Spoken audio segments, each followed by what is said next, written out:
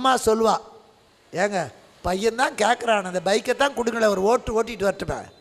அப்பா என்ன சொல்கிறா, எனக்கு எப்போ கொடுக்கணும்னு தெரிய வாய முடியிட்டு. அதுதான் அப்பா. இறைவி அம்மா அவ கொஞ்சம் கூட நினைக்க மாட்டா, பரவாயில்ல கொடுங்க, பரவாயில்ல கொடுங்க. இங்கே அதனால் இறைவி சொல்கிறா, அவனுக்கு அருள் செய்யுங்கள்.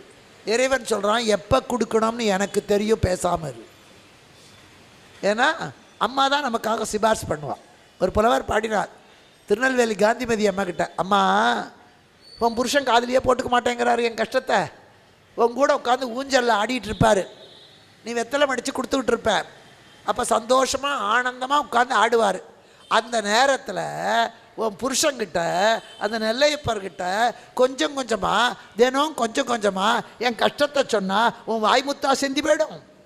ஆய்முத்து பந்தரில் உன் மெல்லணை மேல் உன் அருகிருந்து நீ வாய்முத்தம் தாயென்று வேண்டுகின்ற போதி